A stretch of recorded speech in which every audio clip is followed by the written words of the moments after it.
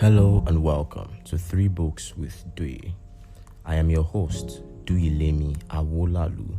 My guest today is Gatumi Aliyu.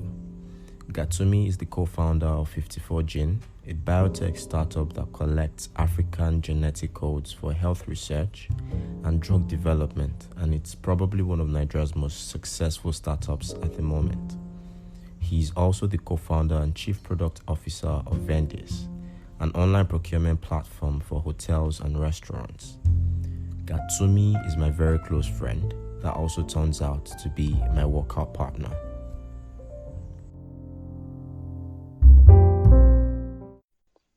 So, what's up, Gatumi? How are you doing now? Hey Shay, I'm good, man. Just a little tired, trying to work hard, but I think this is the longest period that we've not seen each other since this lockdown started. you're the one that left. You're the one that I left me. swear, no vex. I'm so What can I sorry. say? So, how has the work been and the workouts? Because I already stated in the intro that you're my workout partner. So, how's it been without me? Dude, on the serious note, since you left, it reduced a little bit, but no, I'm picking it up this week. This is my summer. So basically, like how many days per week have you been doing? I have to check my watch, but I know last week I worked out every single day. Are you serious? So I worked out 7 days a week, for the last 7 days. Today was the first day. I kind of took today off because I'd worked out 7 days in a row. But yeah, doing the burpees, doing the push-ups, everything, the pull-ups. Yeah, we're pretty If fit. I'm being honest, I've just done it three. Just had 3 sessions since I left. Just 3 sessions. So all my gains are just going back. We are going back to normal. No, you can always catch up. You can always start again. All right, so let's go down to business. So Gatumi, what are your 3 best books? 3 most intriguing books that you've ever read? Man, it is asking somebody what's your 3 most interesting books. I don't know. It's like saying who are the 3 most beautiful women in the world. Yeah. I don't think anybody can really answer those questions, but I can tell you the 3 books that I think are that I've read, that I remember, that I think are pretty relevant to me right now. And so the first one is a book called Steve Jobs, and it is it's an autobiography. I believe it's by Walter Isaacson. Yeah, so Steve Jobs by Walter Isaacson. The second book is Moneyball, and I'm trying to, I believe it's by Michael Lewis. Okay. Don't quote me on that, but yeah, Moneyball by Michael Lewis. And the final book is a Dream Fulfilled, the story of Barack Obama, and it's by Tanya Savory. So A Dream Fulfilled, the story of Barack Obama, I don't like that guy, by Tanya Savory. But I know to like him. I don't. You don't like but anyways, Obama? Let's start with Steve Jobs. Let's start with Steve Jobs. Already started. Why exactly? Because I know you're a tech guy. You love all these tech things. I'm sure you love Apple so much. You have all the all the Apple products, I think. So like, why exactly do you like Apple? So even before I answer that, like let me go back a little bit to Steve Jobs, right? And there's a saying by Steve Jobs, and I think he used it. So in the book talks about essentially his life, how he came to how he came to found Apple with Steve Wozniacki. But one of the very popular sayings is the people who are crazy enough to think they can change the world are the ones who do. And I don't know, so just reading, if you read the book, I mean, obviously you looked at it, and I recommend it for anybody. For me, it is the crazy, intense attention to detail. I mean, from the way, so at the time, I mean, people were making laptops, making computers, and it was all about functionality. Like, I'm a big design user. I mean, I'm a product manager, right, by profession, and I'm huge on design. I'm huge on user interface, user experience, and every single time I touch an Apple product, I mean, okay, you know what, let's move back up a little bit. A lot of people usually, you either love Apple products or you hate Apple. I mean, or you're a hater, in my opinion, right? And the people that love it, people that love it and they hate it, they can agree on one thing: Apple products just work. Do you mean work like user experience? Like, you might not have the interface, the minimalism. What do you mean by it works? By they work. Okay, so let's use an iPhone, for example. Okay. It's not likely to hang. You're not likely to, like, you open it, how. Yes, you know how to use it across every device. You're going to go into an iPad, and once you pick up an iPad, you feel like you're just picking up a big iPhone. You pick up an Apple Watch, it's just the same experience you get, and it's the same excellent experience. And for me, that was everything. Like, I remember buying my first Apple product. My first Apple product was what was my an iPhone? An iPod. Sorry. An iPod video, 128 gigs, something like that. I remember having it. It just worked. Press play, played. There was no lag. But almost every other major what's it called, mobile phone or something works. But I think for me personally, what makes it so unique is the user, as you mentioned, the user interface. Like, it's just something that locks you in. When you are in that I'll call it ecosystem, right? When you are in it, it's very hard for you to come out, to want to try other products. Do you understand? Yeah. Like, exactly. The user interface is insane. Exactly. Like, it is insane. Very simple. Anybody can use it. A 4-year-old can see an iPad and use effectively without any problem. You know what, Shay, I'm going to stop you there real quick. Like, do a simple experiment. Grab an iPad and grab anything. I don't know, just any Galaxy Tab or a Samsung. Yeah, exactly. And you're right. That's the problem. You don't even know which. You don't even know. Like, there's iPad and then there's every other thing. And give it to a kid somewhere between 4 and 10, and just leave it to them and come back and like half an hour later and see which one they're playing with. I mean, I've not done this test for everybody, but I can guarantee most of the time, they'll be playing with the iPad. It's just easier. It's easier to use. But then you mentioned something. Sorry to cut for me. But you mentioned something about earlier. You mentioned something about Steve Jobs himself, like his personality, like him doing something extraordinary. You get. And it was exactly the same thing I was thinking about like a week back, that guys like Steve Jobs, what's it called, Elon Musk, Bill Gates, all these outliers, right? Like, the reason they get to where they are is because they dream unrealistic dreams. You get. Like, I remember watching this last launch, SpaceX launch, right? Now, I was so motivated by this thing because I'm a very big fan of Elon Musk, right? So I read this biography by one Vashar guy, whatever. I can't really remember his name.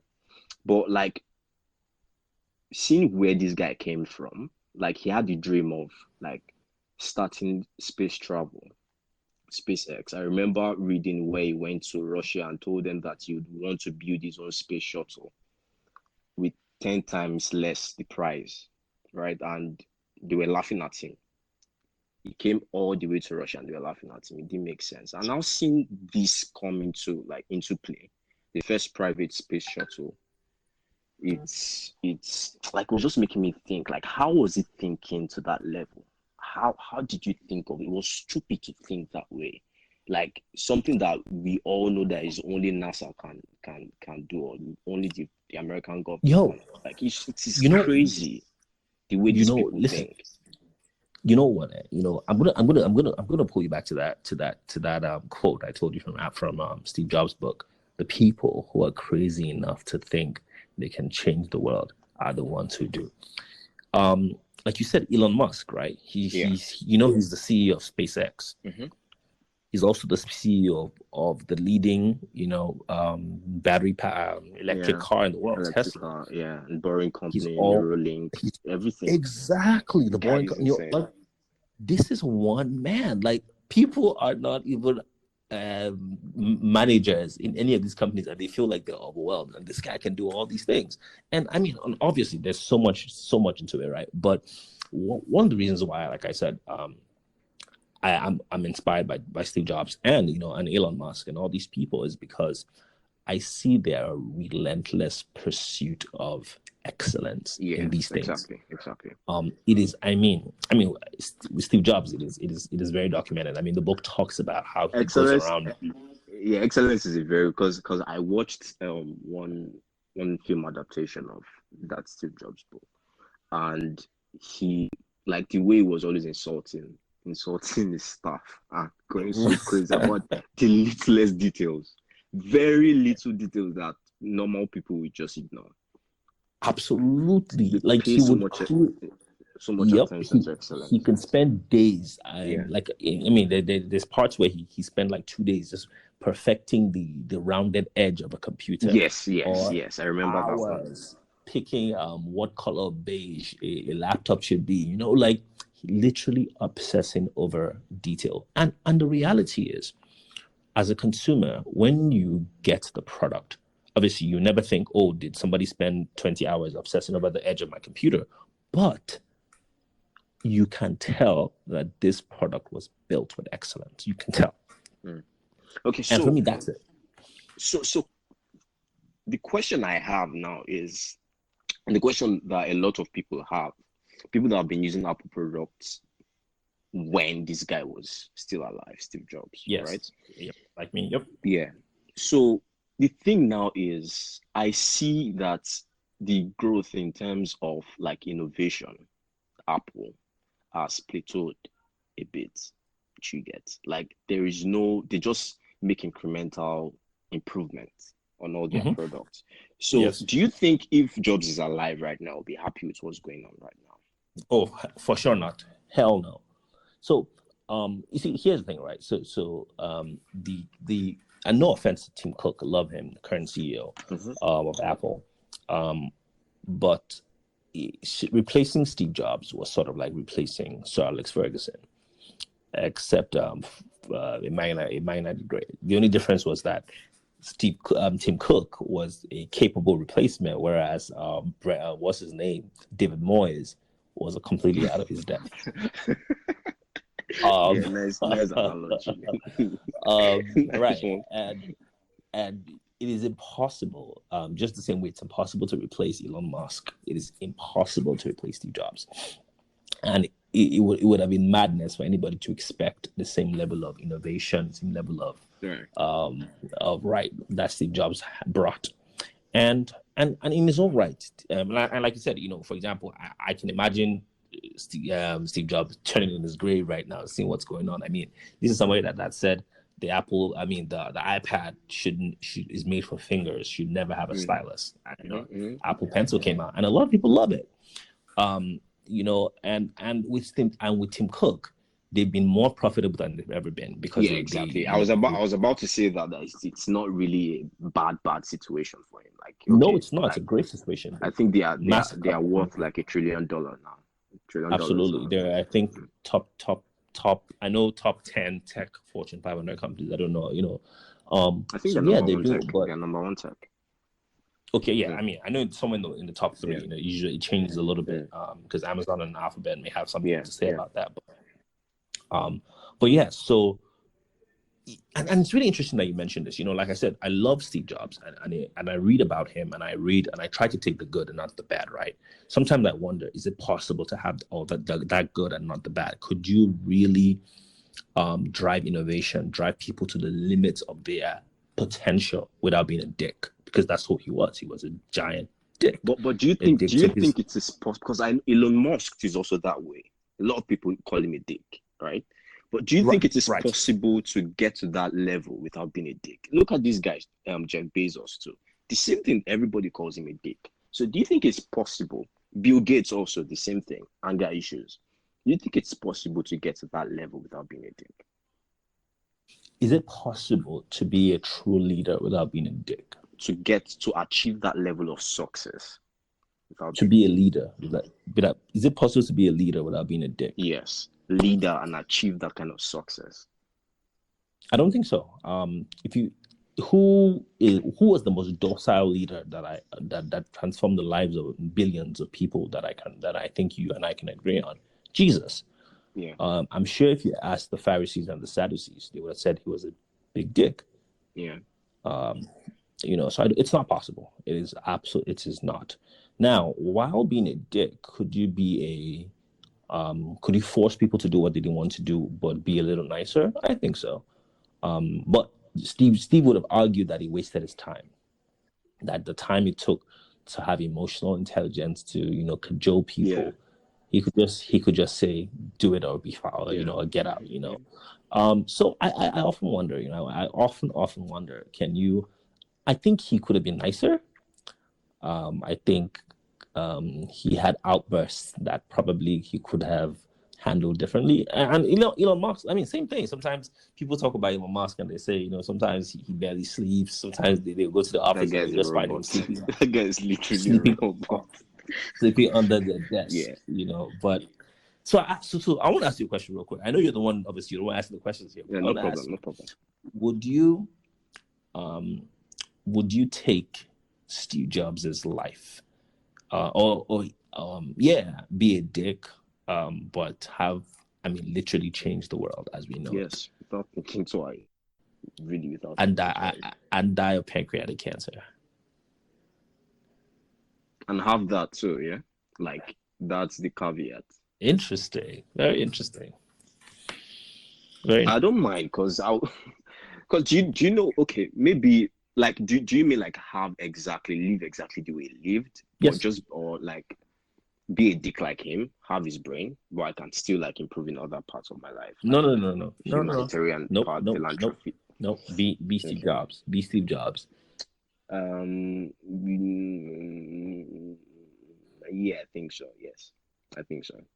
Interesting. Okay. Positive impact, so like for many people, millions or billions of people. Regardless, I don't mind. Absolutely. Interesting. Okay.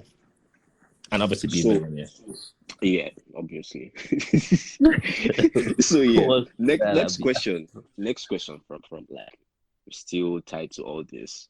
What do you think the future of technology is?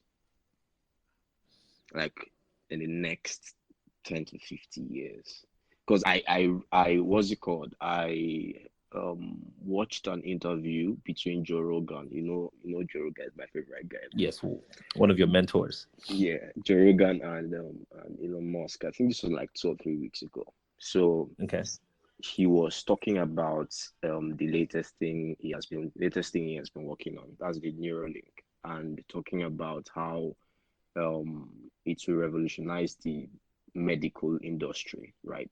So with the use of certain chips, it can make someone paralyzed to use this particular limb.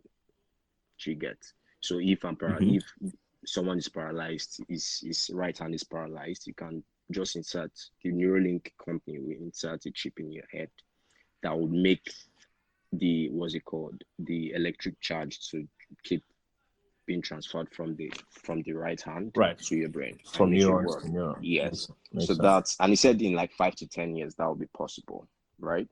But also I have my I have my doubts about. So what do you think? Because I have a pessimistic view about the future in terms of technology. Next 10 to 50 years. So what do you think is the future of technology? Very, very interesting, and I'm not going to answer your question directly, because every time I think about the future, all I can think about is the future of Africa. All right. And and I cannot see beyond it. I cannot see around it. I cannot see anything but it. And I think there's a lot of technology out there, but in Africa we are a good 50 or so odd years behind. And before we think of things like Neuralink, before we think of things like SpaceX, Boring Company, we have fundamental issues with power, infrastructure, agriculture, mortality rate, that I think we need security, exactly, that we need, and even financial security, that we need to address, and wage financial inclusion, wage gap, that we need to address desperately. And so when people ask me what I think the future of technology is, I can only answer and say the future of African technology. And I think three things. The first is, I think independent power supply will take about the continent, because everything is based on power. We cannot do anything without power. Number two, I think, is exporting African talent globally. Whether it means just not being restricted to what is available on the continent, being more global. And finally, I think agriculture. Agrotech. So basically, we have.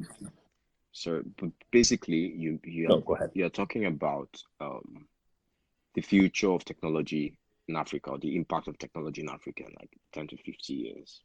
So yes, we'll get all the basic amenities and maybe more, right? Like getting to the level of the first world countries, like where they are right now. Yes. Okay. So I'll ask this question again. Like I totally agree with you, but I'll ask this question again. I'm talking about the first world countries now, right? Because whenever they make use of technology, we have to be concerned. We can't just say we're in Africa. It really doesn't concern us, because whenever they make use of technology right now, it will affect the whole world, right? So, like, what do you think the future is, really? With, like, in terms of technology for the first world countries. Because whatever they do with technology, maybe AI or nuclear energy or something, whatever they do will affect the whole world, positively or negatively. I see where you're coming from. So, for example, let me ask you something. SpaceX. Yes. Why are we going to space? For SpaceX, I can answer for that. Because Elon Musk has always been his childhood dream. It is basically that, his own childhood dream, just achieving his own childhood dreams, because he has this apocalyptic view of this world. He sees us not surviving this earth in the nearest future, so he's trying to like save people. Like if that time arises, we can have colonies outside. There'll be a way to, yes, colonies outside. Right. So let me ask you now: if we do have colonies outside of Earth, how, when do we think that those it would be our turn in Africa to get on the ships and be abroad and go to space? Not anytime soon. I'm guessing they're gonna. I'm right. I'm guessing they're gonna get North America, Europe, Australia, Europe, Asia. Turn. Whatever's happening is going to have happened. My point is, there's bleeding tech, but we have fundamental tech problems. I mean, we're on this recording, and we know how long it took us to get stable internet just to have this recording for the podcast. I mean, that is sad, so basic, and we don't have that. And that's why, like, every single time I tried, and people trying to get me to talk about the future of tech, I literally cannot see past the future of African tech. I feel you. I wouldn't even go there, because it does nothing. I feel you. I really agree personally. That was a nice answer. So let's move on. Let's move to the next book. Yes. We have two more books. The next one is Moneyball. Exactly. So this one exactly Yes. is about what's it called? Baseball, right? Baseball and Yes. cricket are to me the most difficult sports in this world to understand. So like can you just explain to Interesting. us just a bit in a very simple way, like what Okay. is it exactly? Okay. Cool. That's an interesting way to start. So baseball. So first of all, before I went to school in the States, I thought baseball Yeah, was the dumbest I thing see things that after what you're American saying. football. Um, but it's actually quite an interesting-ish game. Interesting-ish. So essentially, the point of the game is there's a guy who throws the baseball. It's called a pitcher, and a guy who Yeah. hits the ball, a batsman, and a batter. And the pitcher throws the ball, and the batter hits it. And like the name of the game is goes baseball. There are one. Wait, let me just do this right. There are three bases. So a base is essentially a stand. So you get to one stand, a second stand, a third stand, and then you come home. So if you can hit the ball far away, longer, far enough that you can run to all three bases and come back to where you started, you've scored a Okay. point. Is that what they call the run? Home run? Yes, Okay. essentially, yes. So it's called. So you run to a base. So you can say first base, second Okay. base, third base, and then home. And then if you hit it and it's not long enough, you can be safe at a base. So let's say you hit it and you can run to all three bases and come back. You can stop at a base. So Yeah. you can stop at second base, third base. So for example, if you throw the ball to me and I hit it short and I'm able to make it to first base, I stand there. Somebody else comes, hits it short. I can now run to second Mm-hmm. base. He can run to first base. So there's one person on first base, Okay. another person on second base. Then another hitter comes and hits it again. I can then run to third base or I can run home because now my running time is Yeah. shorter because I was Yeah. on second base to start. Does that make sense? Right. And so if all of us are on bases, let's say somebody on the first base, second base, third base, and then somebody hits it again, we can all run home. Or if you hit it out of the stadium, it's called a home run, meaning you can just run to all the Yeah, bases and I come won't back lie to home you, and it's you still score a point. difficult. It's still difficult. And then the last thing to know about it is Okay. there's something called strikeouts. So the pitcher has 3 attempts to throw the ball for you to miss it when you hit. So if you miss, you have 3 chances to hit the ball. If you miss it all 3 times, it's called a strikeout, and then you're out. So yeah, why this book Okay, exactly? this one. Like, why do you? Yes. Why Moneyball? All right, let me tell you what's really interesting about Moneyball. So although Moneyball is about baseball, what it really is about using statistics and analysis to have a Okay. competitive edge. And what Moneyball was about was back in the day, right? They have baseball teams, and in American sports, they have something called a Yeah. Like draft. basketball In a draft. Yeah. draft is where you pick, yeah, exactly, where you pick Right. players into your team, and the worst team gets to pick first. So you tend to be able to pick the best prospect. Now, at that time, the typical big team, the New York Yankees, the Los Angeles Boston Red Sox. Dodgers, Yeah. Boston Red Sox, are the big teams. Right. Used to run the show. They had the biggest fan bases, the most money, and you had smaller teams like the Oakland A's, who were smaller fan bases, not as much money, smaller salaries, and they were trying to figure out how to compete with this big team. And here came this one guy who essentially said, the traditional way that people used to measure for example, how big he was, how tall he was, how fast he could run, all that didn't matter if you used a more analytic and statistics based approach. So get a bunch of average players, check their statistics over a long period of time, say a season, 2 seasons, and you could use very little analytics to tell you how good a player will be over time versus the typical scouting that people do. But the reason why I find it really fascinating is because it sort of became the first analytics or data-driven science used to push sports forward. And for me, again, being a product manager, even in life in general, like people will tell you, oh, I can bet you this and this thing will happen. And then oftentimes, if you go back to the data, you realize that what that guy could have sworn on his mother's life is not necessarily true. So Moneyball does two things for me. My two loves are sports and data. And it marries them together in this incredible story of how the underdog can win using data. So this is why I love Moneyball. So I watched the movie adaptation of this one. Oh, you've seen it? Yeah, I've seen it. Oh, by the way, Brad Pitt and Jonah Hill. Yeah, Brad Pitt and Jonah Hill. Like they did, Brad Pitt most of it, especially. The guy did a good job in that movie. So, like, what did you think? What I think is what I got from that was Jonah Hill was later became the assistant GM of Oakland, right? Right, correct. He was the economist from Yale, I think. Yale or Stanford. Yep. Yeah, Yale. I believe it. Yeah. So, like him bringing economics into baseball, right?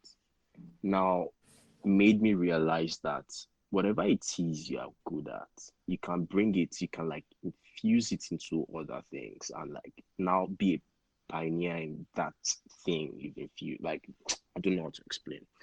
No, I get it. You're absolutely right. Like because you can enjoy doing something that doesn't really make sense to you, right? Maybe other things make sense to you, or maybe you like multiple things at the same time. For me, like me too, I like multiple things. Yeah. So like, and I'm confused as to where should I really concentrate on, right?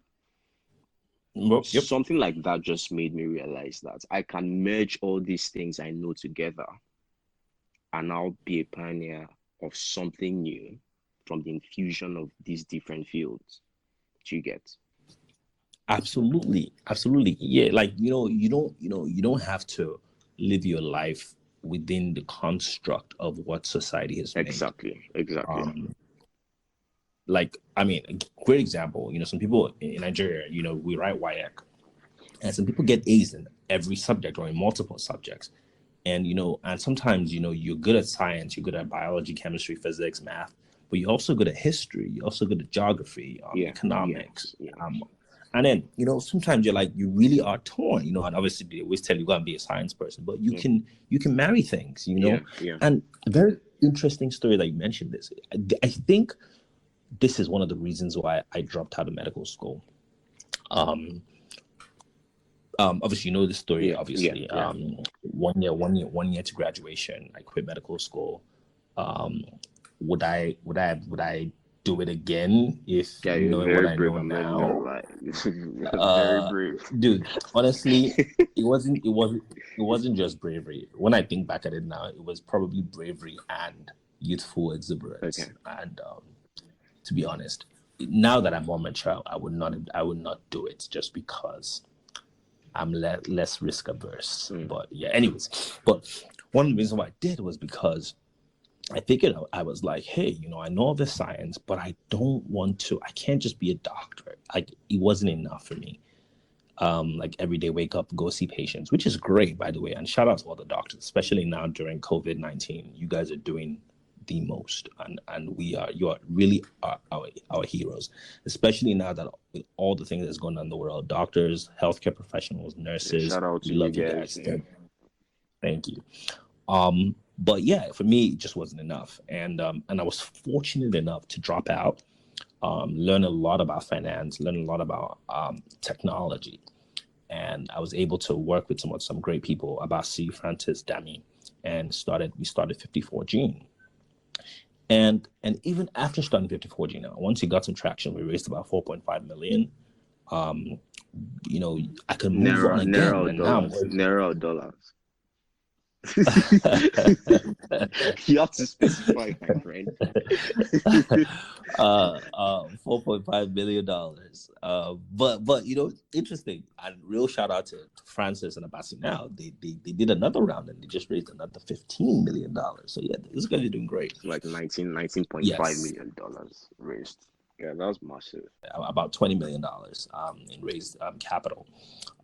But leaving 54 Gene, now I work for I founded Vendy's with some other friends with Olumide, Wale, and Tunde, and we're fundraising now and we're working in agri-tech, and but my point is, you can take your passion and you can take what you're good at and you can marry it together, and we live in a society now where you can create what you want. We're no longer in that society where you have to fit in. You have to be a doctor or a lawyer or whatever. Now you can literally create a whole new genre based on your imagination. I mean, how many years ago there was nothing like an Instagram influencer? There was nothing like social media. There was and so I think that's part of what Moneyball also showed. Take what you're good at and go with. Like I have friends who, when in medical school, they loved soccer even more than me, and you know how much I love soccer. And one of them now, he's working. He's an assistant team doctor for one of the sports teams. So the last one, yes. So it's a dream fulfilled. The story of Barack Obama, and I saved this one for the last because obviously you and I, neither of us were born in the time of Martin Luther King, and I'm sure we've heard. I mean, we all heard incredible stories of MLK, and someone I wish we knew. And I was torn between picking this and picking a book about Nelson Mandela that I'd read, but I decided to pick this for this podcast because of everything that's going on in the world right now, especially with in my opinion, the murder of George Floyd.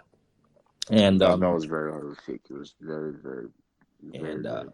And I say this right now with heavy hearts and heavy heart. I mean, I can't imagine what his family's going through and everything around. And I think that it's about time that the Black people became emancipated from racism. Yeah. And the reason why I like this book a lot is because, one, Obama's a hero. He's a hero of mine. He's somebody that, how you said, would you take the life of Steve Jobs? I would take the life of Obama. Mm-hmm. But not just because he was Black and president, but because he went through the whole roller coaster of racism. Growing up. Yeah. Trying to fit in the American system, trying to fit in with being white. Really, he went to some of the best schools, Ivy League schools, and always having to prove himself, and never truly having or understanding his identity until he traveled back home to Kenya. And I mean, in the book, he says it. He's like, for the first time in his life, he got into the airport, and his name meant something. Obama. Nobody was like, Obama? Where's that from? It was like Obama, like almost like welcome. Mm-hmm. Like how you say Shegun or Tunde. He felt a sense of identity, and I can understand why.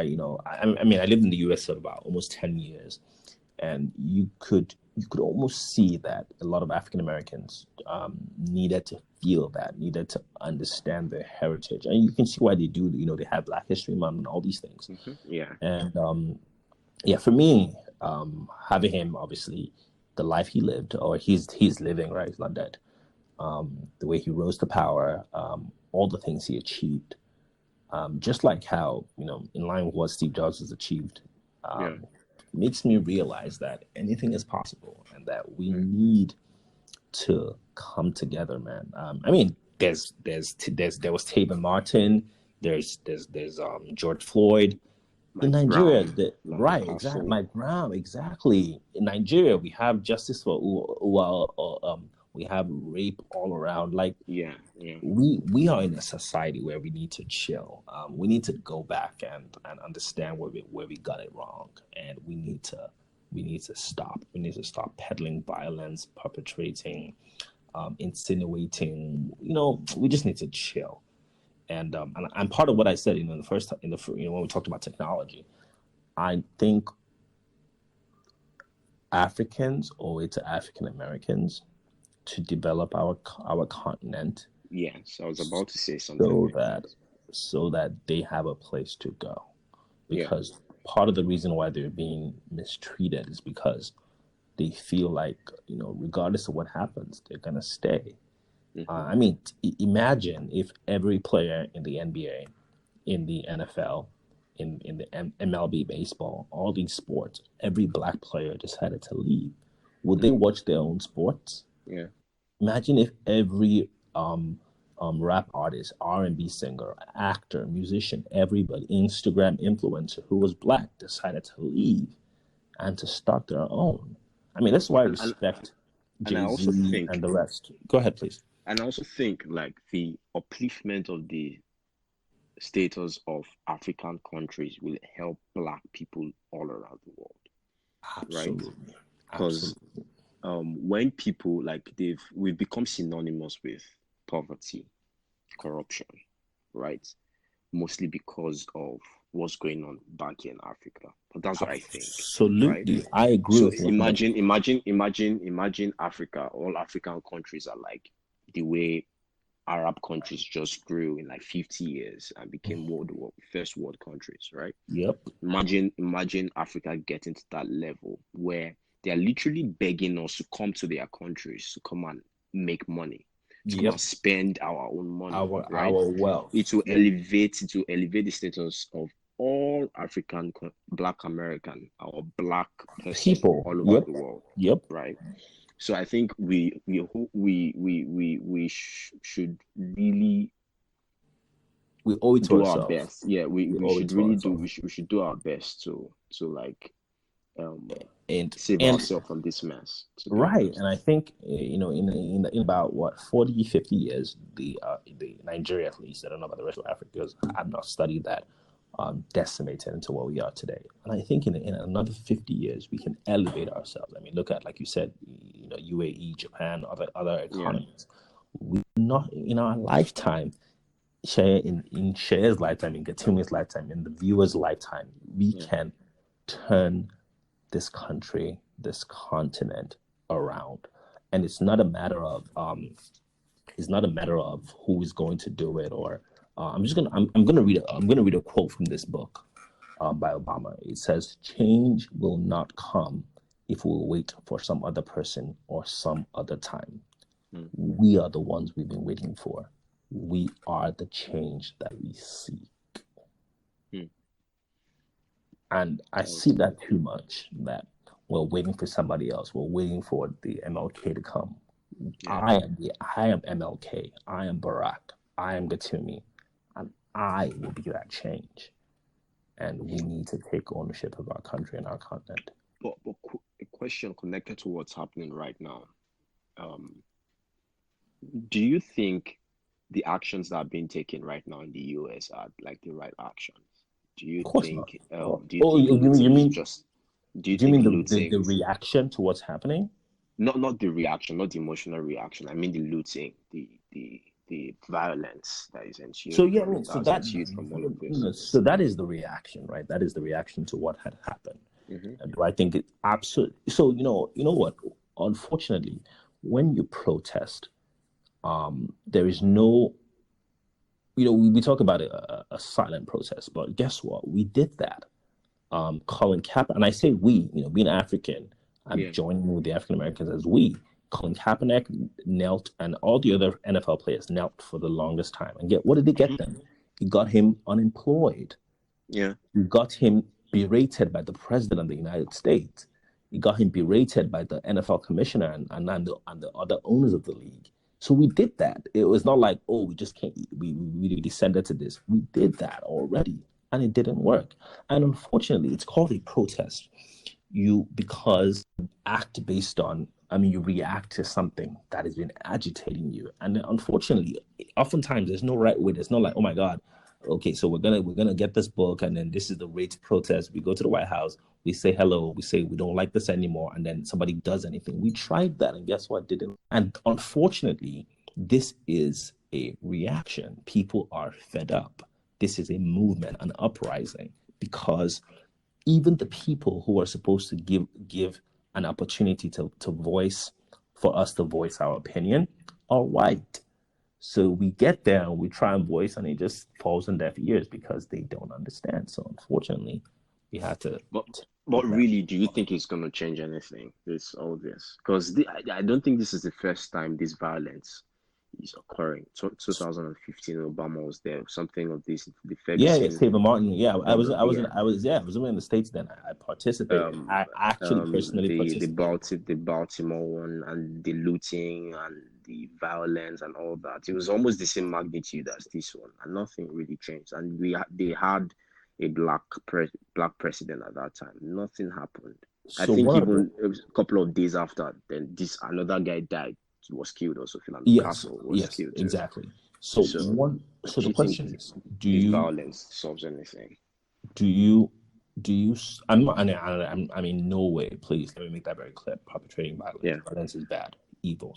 People. If you break the law, you should face justice. But, and I believe in peaceful protest. But yeah. Do you stop protesting because you are not getting the required result? Do you stop working out because you are not seeing abs on the first day? Do you stop studying because you didn't get an A? No, you don't. You keep going. I think it's continue. You continue. So what do you think? What do you think a lasting solution to this is? Like, what do you think? What do you think we can do to let all of this stop, or they can do to let all of this stop? I think, first of all, Black people need to vote Black people into power. We need to have a balance of who is running the country. A certain, almost like in a ratio to white people to Black people, should be in the House, in the Senate, and at the highest point. It's like when they talk about, it's like, a bunch of men cannot be the people to make rules for a women's society, because we don't understand. A bunch of white people cannot be people to make rules for Black people, because they don't understand what Black people go through. We need to have diversity in all points of government, all points of leadership, all points of every part. We need to have diversity so that people can really make laws that matter for people based on what they've gone through. Diversity is the answer. And for me, I think it boils down to education. Like, Black people really need to be educated. And I don't mean educated Black history and whatnot. That is very vital. That's important. I mean educated, know the basic things: economics, finances, politics, all of this, right? Because I listened to a podcast, Joe Rogan and Kevin Hart. I think you should watch it, or I'll listen to it, whichever one you want to like. And I want everybody that's listening to this to go and check it out. Kevin Hart and Joe Rogan. Very, very inspirational stuff.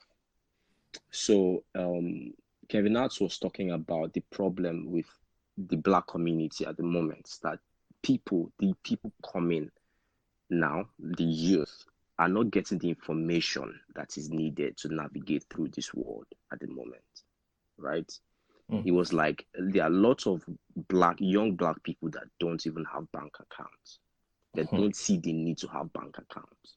Many of them just drop out from high school. Many of them don't even, like, after high school, they are done. They don't go to college. A lot of them.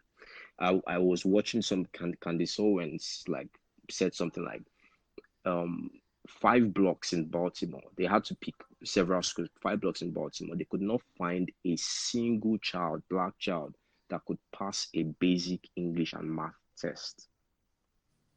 Do you get? And I think that should be very emphasized. The importance of what's it called, of education. And I know that there's systematic racism and prejudice, like trying to like lowering the standard of education in all these areas. But what I think can be done is all these people that have left this poverty line, right? All these successful black men should group themselves, should organize, And women. and women, yeah, definitely. All of them should come together and organize something. All the things they went through to get to where they are, the things they did and shouldn't have done, and the things they did to get to where they are, they should lay it down, pass this information now to this next generation, right? I'm talking about the rappers. I'm talking about all the business guys, all the Jay-Z, sport guys. Kanye, LeBron. Yes. Go and develop the inner states. Go and develop your community. Right, Go you have a responsibility to it. Yes, that is what we need. Not all this, not encouraging violence, not encouraging. You can hate and hate, you can vex and vex, you can do all of that, but in the end, it won't change anything. I think the two things that can change, you can't stop. To be honest, there's nothing you can do to stop people from being racist. Like, you can't just automatically, with a snap of a finger, tell everybody to stop being racist, right? But what you can do is like elevate yourself to a point where these people can't. Like, it's just like Kanye now, right? Or Obama. What racist comment you want to pass on to these people that you feel very stupid? I don't know if I'm making sense. No, you are, but let me tell you, man. You feel very stupid. So even with Obama was the president, and there were people being racist to him. You gotta live there to understand. I'll tell you a quick story, right? I'll tell you a quick story because I know you gotta run. I gotta run, but I'll tell you this, right? So I have an uncle who was a dean at a university in the U.S. and he's I don't know where this podcast is gonna go, so I'm trying my best not to say too much. No problem. But he's given me many instances of his secretary, someone that he employed, being racist to him almost all the time. It's not even about obviously it's hard, it's better when you are at a higher socioeconomic status, but you have people that just be racist to you. That just when I was in college, I was in Dean's List. I think I had great grades. I was like 4.0 and stuff, and I had people tell me go, and I was playing soccer. I was better than them, and they would literally say, "Go back to Africa. After all, we're the ones paying your tuition." Mind you, obviously they weren't. My parents were, and they were the ones who were on the scholarships. But it's in. So it's not. It's more than.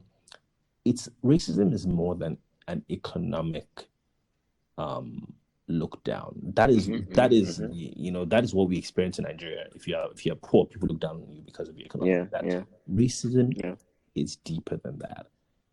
It's literally being looked down on because of the color of your skin, and it's a very hard concept to fully understand, except you've experienced it. It's more than that. It's obviously that helps. It's easier to if you're racist to me and I can take care of myself, and it helps, but it runs deeper than that, and we need and also to educate the white people too.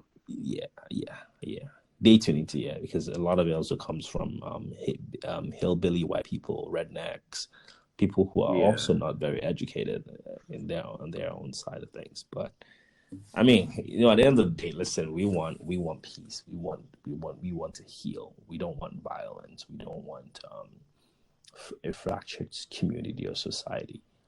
We just want to live, and not to fear for our lives, not to fear for our children, not to fear for our women in Nigeria. Please stop raping people. Like, I can't even believe we're saying this, but please, everybody. So disgusting. So disgusting. Show respect to fellow humans. We're all created under God. I'm a Christian, and I'm sure Muslims feel the same way. Just please respect yourself and other people, and let us lift our continent, ourselves, our people, and not tear down. Just be kind to somebody, you know. This was a very nice session. I really appreciate you taking our time to You're my boy. I'll do this and more for you, man. Much. Anytime. When that money comes, I expect my bank account to be shaking too. No problem. Just send me your account number. Send me your account details. So much for having me. It's my pleasure to be the first person to be on your podcast. Yeah. I'm gonna wear that badge on my shirt every single day. Take care, man. Nice one, yeah. So thank you guys for listening to us. Thank you so much for listening to 3 Books with Dewey. Goodbye for now.